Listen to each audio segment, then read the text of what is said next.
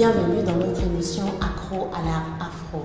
Dans la recherche de l'excellence et de l'exclusivité, nous avons aujourd'hui l'honneur de recevoir l'une des personnalités les plus importantes dans le monde de l'art. Nous avons parmi nous Monsieur Los. Bonjour Monsieur Los. Bonjour. Voilà, nous sommes heureux que vous ayez pu vous libérer, prendre de votre temps pour répondre à l'une ou l'autre de nos questions concernant votre collection.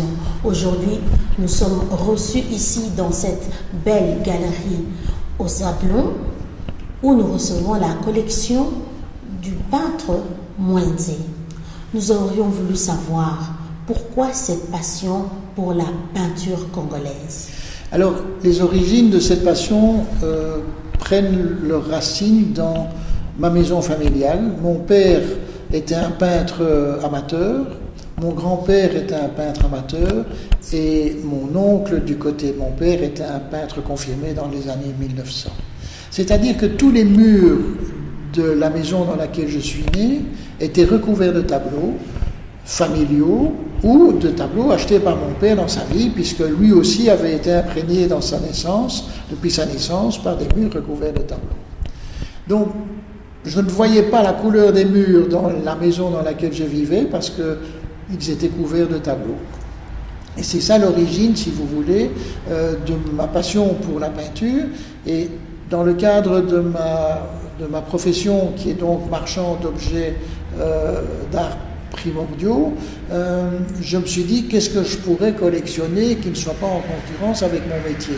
Et donc je me suis mis à acheter des photos anciennes sur le Congo, et j'ai publié à ce sujet-là un livre magistral sur Zagorski, et ensuite acheter des tableaux qui, il y a 50 ans, n'intéressaient pas grand monde, mais se trouvaient pourtant en nombre important chez les anciens coloniaux, surtout ceux qui avaient vécu dans la région de Lubumbashi, qui était le siège de la naissance de l'art du milieu du XXe siècle pour l'école de Romain Desfossés.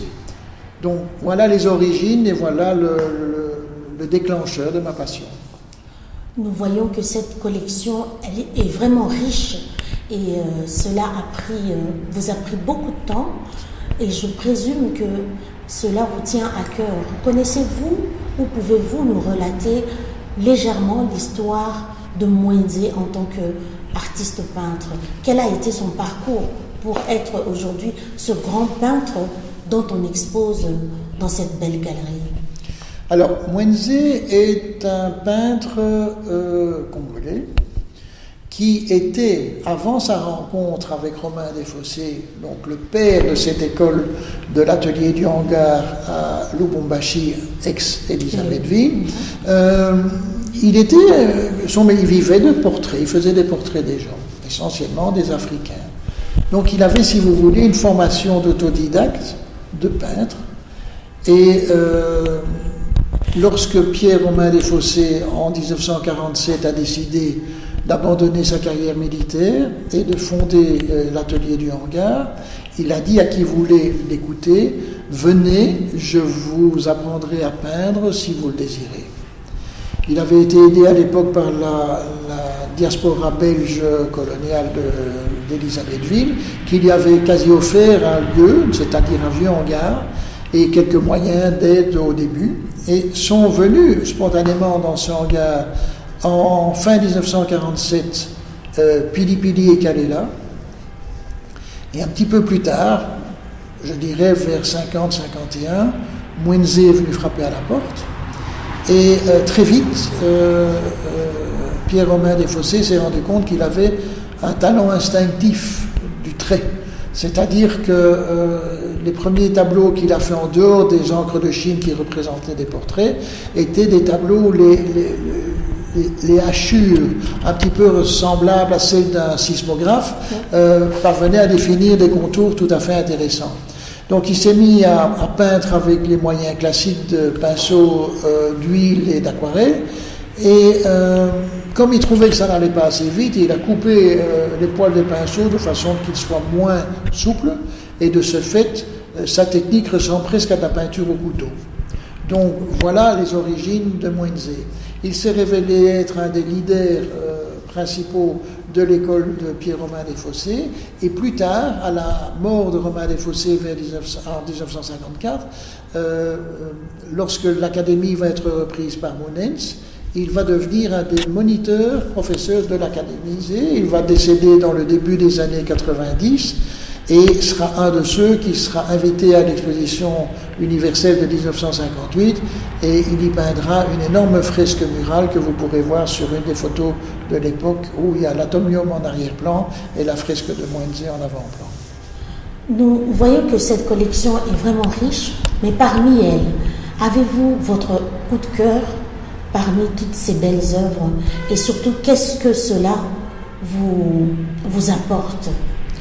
Alors, la caractéristique du collectionneur, c'est que chaque fois qu'il trouve un objet de sa collection, il éprouve un bonheur très propre de la jouissance, parce que c'est la prise de possession après la découverte. Alors, j'aime beaucoup de tableaux de Moenze, mais il y en a deux qui me touchent personnellement. Le premier, le plus spectaculaire, la pièce centrale de ma collection, c'est cette scène de crucifixion tout à fait dingue, où il a osé transgresser les canons, où les larrons à côté du Christ ont les bras saucissonnés en spaghettis autour de la croix, et où le Christ lui-même a les jambes un peu comme une grenouille en train de nager parce qu'il s'est trompé dans ses proportions. Mais il y a une magie qui s'opère en ce sens que c'est ça qui rend le tableau extraordinaire. Le deuxième tableau, peut-être alors celui qui me touche le plus au point de vue de l'art, c'est ce fameux tableau avec les six têtes dont les traits des visages sont faits par des animaux, essentiellement des antilopes, dont les pattes et la bouche se confondent avec la bouche de la tête. Et là, il y a une composition extraordinaire, ça date de 1954, qui est pour moi la grande année de Moenze, et il existe 4 tableaux connus avec la même technique et le même sujet. Un au musée de Tervuren, le deuxième se trouve dans la collection de Mac Félix, le troisième est dans un endroit que je ne vous révélerai pas, le quatrième est chez moi. L'exposition d'aujourd'hui, à quoi sert-elle réellement ? Cette exposition, aujourd'hui, est le volet numéro 2 d'une initiative que j'ai prise après l'exposition du corpus principal de ma collection à la Fondation Cartier il y a 4 ans. Et j'ai fait l'acte 1 l'année passée dans le même endroit en exposant tous les tableaux que j'avais de Bella. Et vu la réaction des gens, j'insiste sur le fait que ce sont des expositions dont aucun des tableaux ne sont à vendre. Je le fais simplement pour transmettre. Je veux être un passeur de pont, un passeur de rivière. Après d'abord avoir installé le pont, j'aide les gens à le passer. Donc ici, l'acte 2, puisqu'on parle de beaucoup d'actes, c'est à la mode ces derniers temps, mais celui-ci est beaucoup plus pacifique, c'est d'exposer Moenze, et si tout va bien, j'aurai le bonheur de faire l'acte 3 pendant le Brunner du mois de juin, au même endroit, où j'exposerai à ce moment-là Pili Pili, qui est le 3e, et les autres, c'est-à-dire Kalela, y compris des artistes qui ont fait peut-être 5-6 tableaux, soit parce qu'ils sont morts très vite, soit parce que quelque part, après leur passage chez Romain Desfossés, ils ont abandonné, mais ça n'empêche que les œuvres qu'ils nous laissent sont extraordinaires, et on découvrira là, à ce moment-là, des inconnus, parce que bien sûr tout le monde intéressé par la peinture congolaise connaît Moenze, Pili Pili, Bella et Kalela, les autres c'est pas évident. J'ai encore une nouvelle question concernant cette belle collection. Comment la voyez-vous dans votre futur ? Parce que c'est vrai, aujourd'hui vous pouvez la garder en tant que collection privée, mais c'est une telle richesse pour l'humanité. Comment la voyez-vous dans les années à venir ? Alors, il est clair que, j'ai 70 ans dans 2 mois, que j'ai un fils, mais qui ne va pas collectionner ça, parce que c'est mon histoire et pas la sienne. Alors, j'espère de tout cœur, après avoir organisé une vente publique au mois de septembre à Paris, où j'ai donné quelques exemples de ce que c'est la peinture, avec Frédéric Chambre qui a cru dans cette collection et qui a fait un extraordinaire catalogue et qui a fait une vente qui a vraiment réussi, donnant de ce fait des lettres de noblesse à cette peinture congolaise du XXe siècle. Et mon but le plus cher, c'est de terminer le livre que je vais publier à la fin de cette année sur l'entièreté de ma collection, faire cette exposition qu'on est en train de signer en Chine en mai 2020, où elle se promènera dans 3 grandes universités et musées chinois. Et à ce moment-là, la connexion sera avant. Là, j'espère que quelque part, il y aura une initiative. Bien sûr que ça représentera de l'argent, mais ils auront l'occasion, si vous voulez, d'acheter à une personne non seulement sa passion, mais aussi ses recherches.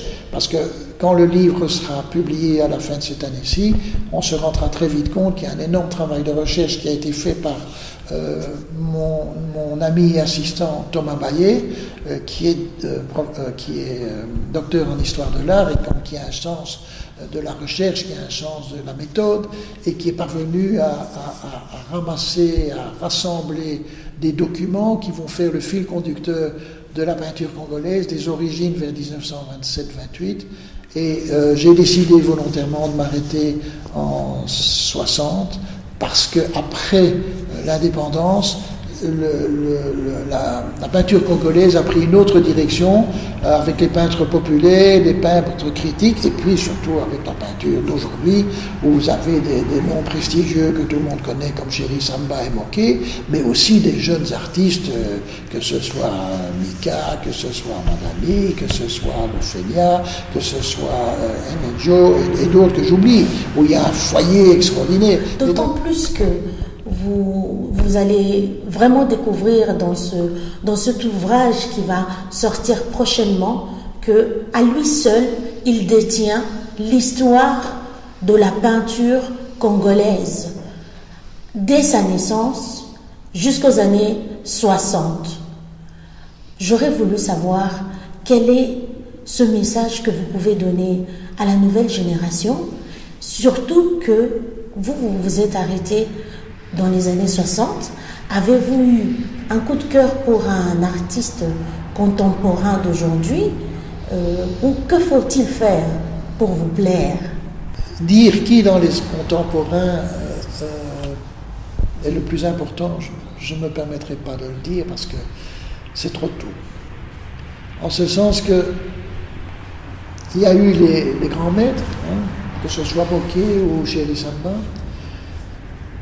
Moké nous a malheureusement quittés trop vite et Chéri Samba est à l'apogée de sa gloire pour le moment. Mais il y a tous les autres. Et dans tous les autres, il y a ce qu'on appelle le début. Il y a l'émotion originale, il y a le fait qu'on regarde le voisin, que parfois on a tendance un peu trop à regarder le voisin, ce qui fait qu'on a l'impression qu'ils travaillent tous dans la même pièce en regardant le tableau de l'autre.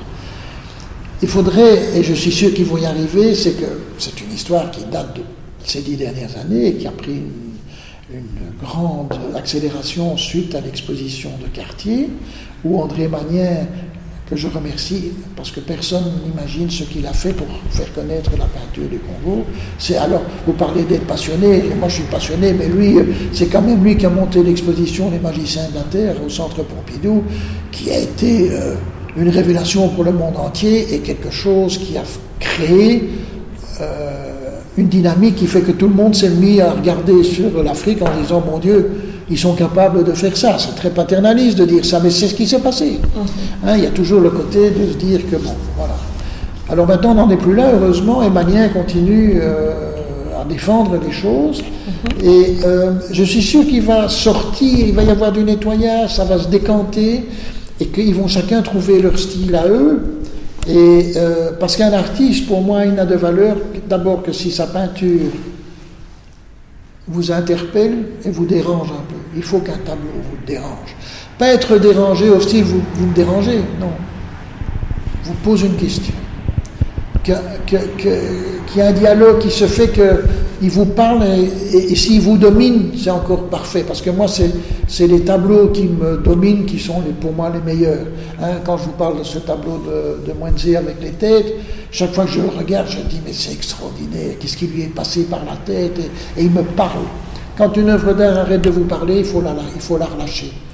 C'est qu'elle a fini son travail vis-à-vis de vous. Et il y a quelques œuvres d'art dans le monde qui continuent à parler. La plus belle, c'est le cri de Munch, ce tableau qui est quelqu'un qui a la bouche ouverte et qui crie, et ce cri ne s'arrêtera jamais. Et donc ce tableau sera indéfiniment un chef-d'œuvre. Il y a ça aussi dans la peinture africaine, il y a des tableaux qui sont des cris, et c'est le plus difficile, c'est de choisir un sujet qui provienne du plus profond de vous et qui ne soit pas simplement la description de ce que vous voyez dans la vie courante. Il ne faut pas que ce soit des cartes postales non plus. Alors, vous me direz, oui, mais il y a beaucoup de tableaux de Mwenze où vous trouvez des scènes de chasse et des scènes de pêche, oui, mais dans les grands tableaux de chasse et de pêche, il y a eu le tableau où il y a un petit plus, où il y a une petite folie. Donc tout ça contribue à rendre les œuvres plus importantes, les plus fortes. C'est pas facile. J'ai des grosses discussions avec 2-3 artistes contemporains congolais, de Kinshasa essentiellement, et ils me demandent souvent mon avis, ce qui me touche très fort, parce qu'ils sont conscients d'avoir une réponse d'un passionné, non pas d'un marchand. Et le conflit qui se fait, je leur dis, c'est techniquement magnifique, c'est soigné, c'est propre. Mais est-ce que tu as envie d'avoir ça au mur? Il faut pas oublier que quand on fait un tableau qu'on veut vendre, il faut se mettre à la place de celui qui va l'acheter. Et il ne faut pas que, passer le coup de cœur du début, au bout de 2-3 mois, on passe à côté sans le regarder. Il faut qu'il continue à vous poser un problème, il faut qu'il continue à vous interpeller, à vous faire réfléchir aux choses. C'est ça pour moi la force d'une œuvre, et c'est ce que j'ai trouvé dans ma passion pour l'africain, c'est-à-dire que les plus grands masques et les plus grands fétiches que j'ai pu trouver sauvés de l'oubli ou des termites sont des masques qui m'ont tous interpellé, parce qu'il y avait une force qui était le pouvoir extraordinaire de ces artistes anonymes qui ont sculpté des œuvres et qui sont pour moi d'une importance mondiale, et qui heureusement, grâce à la passion de collectionneurs, pour la plupart européens, très tôt, les ont empêchés de terminer dans l'abandon, cassés, oubliés ou mangés par les termites. Donc nous arrivons tout doucement à la fin de notre reportage. J'aurais voulu savoir si vous avez pu transmettre votre passion à quelqu'un d'autre. Alors la passion de la collection, d'après moi, elle ne se transmet pas. En ce sens qu'elle est innée ou elle n'est pas. On ne devient pas collectionneur parce que quelqu'un vous apprend à être collectionneur. Un jeune enfant qui décide de peindre ou de dessiner, plutôt que d'aller jouer avec des copains, il le fait parce qu'il a envie de le faire. Alors, donc, je n'ai pas transmis la passion de la collection, certainement pas à mon fils qui, lui, est un peintre, donc il a créé son propre univers, avec un certain talent, je dois dire, mais il est tout au début de cette histoire.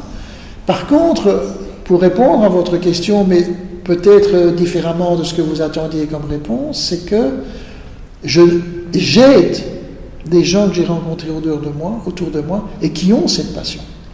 J'aide à préciser, à développer cette passion et surtout à la porter sur les ondes ou sur les réseaux sociaux de façon à avoir une prolongation de cette passion pour la peinture congolaise. Et à ce niveau-là, j'ai récemment rencontré un jeune homme charmant qui a établi une relation avec moi et qui s'appelle Grégory Lotten et qui a publié des blogs des groupes sur Facebook, et où il fait un travail extraordinaire parce que c'était pas du tout son destin, hein. Il est dans une profession qui n'a rien à voir avec l'art, mais il a une passion et il écoute. Et je veux dire, les gens qui écoutent, déjà une grande preuve d'intelligence. Et aussi, c'est l'expression d'une passion qui ne va pas s'arrêter parce qu'on sent qu'il est en train de charger les batteries pour un jour faire tourner un moteur qui sera le sien, j'espère. Et voilà. Donc, c'est un petit peu ça. Donc, créer des passions, non. Créer des émules, oui. Mais si quelqu'un vient chez moi, mon grand désir, c'est de transmettre et de partager. Il y a un jour quelqu'un qui a dit finir sa vie sans transmettre ce qu'on a appris, c'est partir comme un voleur. Oui. En tout cas, nous vous remercions grandement d'avoir répondu à nos questions. Le mot à retenir, en tout cas, c'est la passion. N'hésitez surtout pas à suivre vos passions et on ne sait pas où cela vous mènera. En tout cas, Monsieur Loss, ça l'a amené qu'aujourd'hui, il est parmi l'un des plus grands collectionneurs de tableaux du Congo. J'ajouterai un dernier mot, c'est que je ne voudrais pas non plus oublier de dire à quel point ce que vous faites, parce que je parle de Grégory, mais ce que vous faites aussi, vous le faites avec passion, vous le faites aussi en regardant le futur, vous établissez aussi un pont. Hein? Et donc, il ne faut pas négliger ça non plus, parce que vous êtes très discrète et très humble, mais ce que vous faites est un boulot remarquable, parce que c'est ingrat. Hein? C'est très ingrat, vous n'êtes pas payé pour ça. Et donc, je voulais aussi vous rendre hommage et vous remercier. Nous arrivons au terme de ce reportage riche en émotions, en informations. Donc, je vous invite, si vous avez l'occasion, de venir voir cette exposition fantastique au Sablon. L'adresse vous sera communiquée. Moi, je suis et demeure accro à l'art afro. Et vous ?